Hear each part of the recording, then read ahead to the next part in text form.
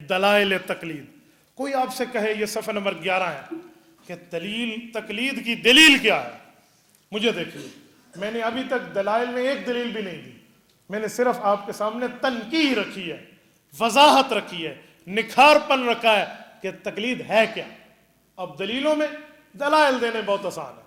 اس کی وجہ اصل مسئلے کو سمجھانا ہوتا ہے. اصل گاڑی بنانا ہوتا ہے یا گاڑی دوڑانا ہوتا ہے؟ اصل کیا ہے؟ گاڑی بنانا ہے. جب گاڑی بن جائے گی پھر دوڑ کیسے جائے گی؟ جیسے دوڑنے کا حق ہو. ہاں تو دوڑنا تو بعد میں ہے نا، تو پہلے تو بنانا ہے. ابھی تک میں آپ کو کنسٹرکشن میں چل رہا تھا، بنانا کسے کہتے ہیں. ابھی دلائل میں تو بہت آسان ہے، کوئی دلائل ہے. 11 دلائل اس فائل میں دلائل تقلید مطلق کے موجود ہیں. اب دلیل میں تقلید کی دو باتیں، ایک ہے تقلید مطلق، ایک ہے تقلید شخصی. تقلید مطلق کیا ہے؟ ہر ماہر کی بات مان لو. تقلید شخصی کیا ہے؟ ایک مذہب فروعاً و اصولاً مانو. دونوں کے دلائل ہیں. پہلے تقلید مطلق پہ آتے ہیں، مجتہد کی بات ماننی چاہیے، پھر شخصی پر آؤں گا.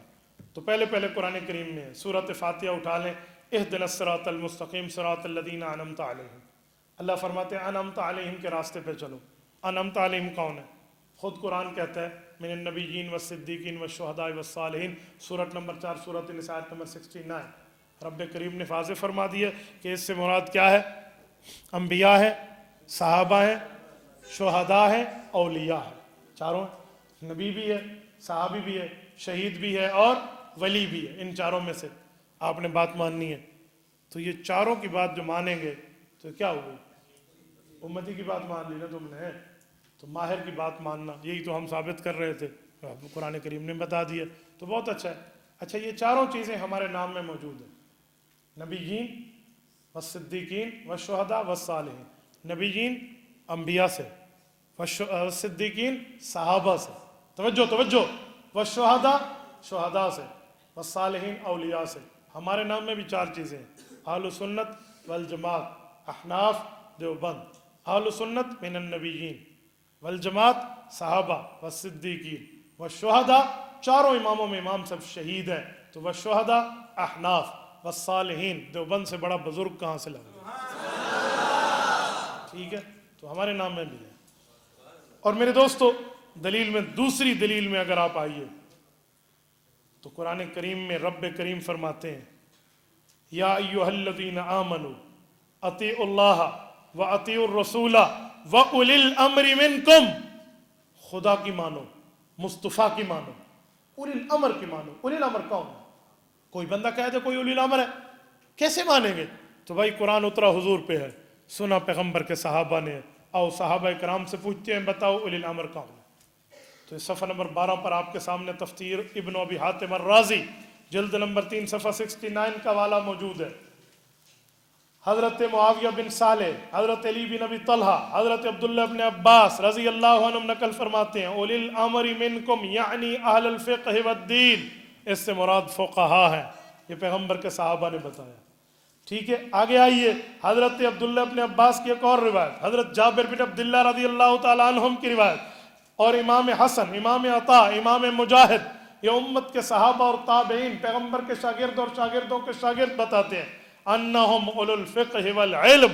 اس سے مراد فقہا ہے. تو گویا اب ترجمہ یوں کریں اطیعوا اللہ خدا کی مانو، واطیعوا الرسول مصطفیٰ کی مانو، واولی الامر منکم فقہا کی مانو. تو خدا مانو، مصطفیٰ مانو، فقہا مانو، یہ اللہ کا قرآن کہہ رہا. اور کوئی کہہ دے یہ تو پیغمبر کے صحابی کی تفسیر ہے، اس کی ویلیو کیا ہے؟ آؤ مستدرک حاکم جلد نمبر 2 صفحہ نمبر 383 پر حدیث موجود ہے ان التفسیر الصحابی الذی شہد الوحی والتنزیل عند الشیخین حدیث مسند. کا لوگوں امام مسلم امام بخاری نے فیصلہ کر دیا ہے پیغمبر کا صحابی آیت کی تفسیر کرے تو گویا وہ حدیث میں سنی ہوئی بات سنا رہا ہوتا ہے. فیصلہ ہو گیا. آگے چلیے. تو میرے دوستو اس سے پتہ چلا خدا، مصطفیٰ اور فقہا کی بات ماننا کہاں سے ثابت ہے؟ اللہ کے.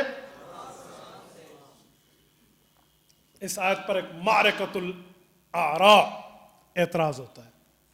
معرکۃ الاراء کیا ہے؟ آراء رائے کی جمع ہے. معرکہ جنگ کو کہتے ہیں جس میدان میں رائے جنگ لڑتی ہے، دلیلیں جنگ لڑتی ہیں، یہ معرکۃ الاراء ہے. کیا ہے؟ وہ کہتے ہیں مولوی صاحب آپ اس آیت کو پورا پڑھو. بھائی پورا پڑھا دیں. آگے لفظ فَإِن تَنَازَعْتُمْ فِي شَيْءٍ فَرُدُّوهُ إِلَى اللَّهِ وَالرَّسُولِ. لسن، توجہ رکھنا، میں 100% توجہ مانگا. فَإِن تَنَازَعْتُمْ فِي شَيْءٍ فَرُدُّوهُ إِلَى اللَّهِ وَالرَّسُولِ کا قرآن کریم میں ہے. رب فرماتے ہیں اگر تمہارا اختلاف پڑ جائے تو خدا، مصطفیٰ، فقہا کی بات مانتے اختلاف پڑ جائے تو اللہ رسول سے فیصلہ کرا لو. تو منکر تقلیدوں میں کہتے ہیں مولانا اب 4 فقہا میں اختلاف پڑ گیا ہے، حنفی مانے، شافی مانے، حنبلی مانے، مالکی مانے. تو جب اختلاف پڑ گیا فَإِن تَنَازَعْتُمْ ہو گیا فَرُدُّوهُ إِلَى اللَّهِ وَالرَّسُولِ. اب اللہ رسول سے پوچھ لو، فقہا کو چھوڑ دو. نہیں سمجھے؟ شکر ہے. اب یہ اعتراض جب آئے نا، بڑے بڑوں کو ایسے پسینہ آ جائے گا جنہیں تقلید پر مہارت نہیں ہوگی. تو اس لیے کہتا ہوں ماہر بنو، چراغ سے چراغ جلتا ہے. آپ ایسے فضول اعتراض کو یوں اڑانا دیکھو نا، جیسے ان کی فضولیات پر دلیل دیتے ہوئے کہہ رہا ہوں جو ان کا فضول ہے، ورنہ آیت تو ہمارے سر کا حصہ ہے. ہم اس فضول کو یوں اڑاتے ہیں جیسے چٹیل میدان میں فٹ بال کو کک لگائی جاتی ہے کہ تمہارا اعتراض ہے کیا اور تم کیسے لے کر آئے ہو. کسی بچوں کو جا کر خراب کر لو، مبتدی کو جا کر کہہ دو ایران توران میں ادھر ادھر کی باتیں، دلیل آ رہی ہے دلیل. مثلا پورا یہ سرگودا لاہور روڈ بند کر دیا جائے اور ایک بندہ کہے مال آ رہا ہے، مال آ رہا ہے، مال آ رہا ہے، ہٹو. وہ دیکھو تو ایک آدمی مریل بھیڑ پکڑ کے آ رہا ہو، ہم کہیں گے شرم کریے مال ہے، وہ کہے گا مال تو ہے نا یار. تو یہ بھی ایسے دلیل آ رہی ہے، دلیل آ رہی ہے، اعتراض آ رہا ہے، یوں کر کے بچوں کو. اب میں بتاتا ہوں اس کا مال کیا آ رہا ہے. یہی بات ہے کہ خدا، مصطفیٰ اور فقہا کی مانو، اختلاف پڑ جائے تو اللہ رسول سے فیصلہ کرو. یہی کہنا چاہتے ہیں؟ جی ہاں. میرا پہلا سوال، خدا، مصطفیٰ اور فقہا کی مانو، تم نے پہلے مانی ہے؟ تم نے تو شروع سے فقیہ کو مانا ہی نہیں. تو پہلے یہ بتا، تو نے پہلے ٹکڑے پہ عمل کیا ہے؟ اگلا ٹکڑا تو میں حل کرتا ہوں. نمبر 2، بچوں اس آیت کی تفسیر بھی پڑھ لیتا، اپنے بڑوں سے سمجھ لیتا، قرآن کی تفسیر لکھنے والے مفسرین سے پوچھ لیتا. آیت ایک ہے اور حکم 2 ہیں. یہ تجھے نہیں پتا، تو تفسیر والوں کے پاس آ، مفسرین کے پاس آ، جو آیات کے ماہرین ایکسپرٹ ہیں ان سے جا کر پوچھ کہ آیت کیا ہے، حکم کس کو ہے. یہاں آیات میں 2 حکم دیے جا رہے ہیں، ایک عامی بندے کو اور ایک مجتہد کو. آپ کہیں گے کیسے؟ مجتہد کو حکم اور عامی کو حکم؟ جی ہاں. امام ابو بکر جساس کی تاریخ دیکھنا، تفسیر دیکھنا چاہو تو تفسیر جساس کھول لو، جلد نمبر 2، وہاں یہی لکھا ہوا ہے. اور اگر میری نمان اپنے گھر کی گواہی لینا چاہ تو نواب صدیق حسن خان کنوجی، اس نواب صاحب کی کتاب اٹھا، تفسیر فتح البیان کی جلد نمبر 2 کا صفحہ 308 کھول، وہ بھی یہی لکھتا ہے کہ حکم 2 ہے. کہا جی 2 کیسے ہیں؟ اطیعوا اللہ واطیعوا الرسول واولی الامر منکم. یہ عوام کو حکم ہے، خدا مانو، مصطفیٰ مانو، فقہا مانو. اب فقہا کو حکم ہے کہ فَإِن تَنَازَعْتُمْ فِي شَيْءٍ، اے جماعت فقہا، اے ماہرین، اگر تمہیں مسئلہ بتاتے وقت کوئی اختلاف کا سامنا ہو تو فَرُدُّوهُ إِلَى اللَّهِ وَالرَّسُولِ، قرآن اور حدیث سے فیصلہ کرارو. رد إِلَى اللَّهِ وَإِلَى الرُّسُولِ کر لو، اللہ اور اللہ کے رسول سے فیصلہ کرا لو تو آپ کو سمجھ آئے گا.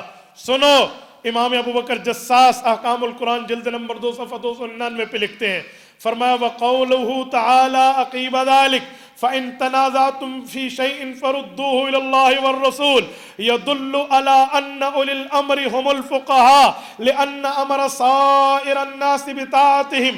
ثم قال فإن تنازعتم فأمر أولي الأمر برد المتنازع فيه إلى كتاب الله وسنة نبيه إذا كانت العامة ومن ليس من أهل العلم ليست هذه منزلتهم لأنهم لا يعرفون كيفية الرد إلى كتاب الله والسنة ووجوه دلائلهما على أحكام الحوادث فثبت أنه خطاب للعلماء. کہو لوگو، پیغمبر کریم پر آیت اتری اور اب نے فرمایا خدا، فقہا اور مصطفیٰ کی مانو. اس کے بعد فقہا کی بات کا पाबंद बनाया अवाम को, और फिर फुकहा को कहा कि तुम्हारे पास इल्मी हैसियत है, अगर तुम्हें किसी मसले की दलील समझ ना आए, इख्तलाफ पड़ जाए, तो अल्लाह अल्लाह के रसूल से फैसला कराओ, फिर जाकर मसला बताओ। ये हुक्म अवाम को नहीं है। क्यों? फरमाया इज़ा कानतिल आम्मा वलैसत मंजिलतहुम ला यअरिफून कैफियत रद्द इला किताबिल्लाहि व सुन्ना। अवाम का इल्म ये है, अवाम की मंजिलत ये है, लोगों में आमी लोगों का हाल ये है, इन्हें पता ही नहीं है कैफियत रद्द किसे कहते हैं, इन्हें पता ही नहीं है मसला निकालना किसे कहते हैं, इन्हें इल्म ही नहीं है हदीस से मसले को उछालना, निकालना, समझाना कैसे है, तो ये कैफियत रद्द कैसे कर सकेंगे? ये हुक्म फुकहा को है जो लौटाना भी जानते हैं, समझाना भी जानते हैं। ये अवाम को तो हुक्म ही नहीं था। और मेरी नहीं मानता, अपने घर की तलाशी ले ले, तुम्हारे मौलवी भी यही लिख कर गए हैं। नवाब सिद्दीक हसन खान कुनूजी अल-मुतवफ़ा 1307 हिजरी फतहुल बयान में वो कहते हैं वज़ाहिर अन्नहु खिताबुन मुस्तकिल्लुन मूजिहुल लिल मुजतहिदीन। कायत एक ही है, दूसरा टुकड़ा अलहदा मुस्तकिल तौर पे अलहदा जुमला है जो सिर्फ फुकहा को समझा रहा है। तो हमारे फुकहा कुरान और हदीस से दलाइल निकाल के हमें समझाते हैं। वरना रेडी वाले को जो आप कहोगे कैफियत रद्द कर, उसे कैफियत सीगा नहीं आता, कैफियत रद्द क्या करेगा?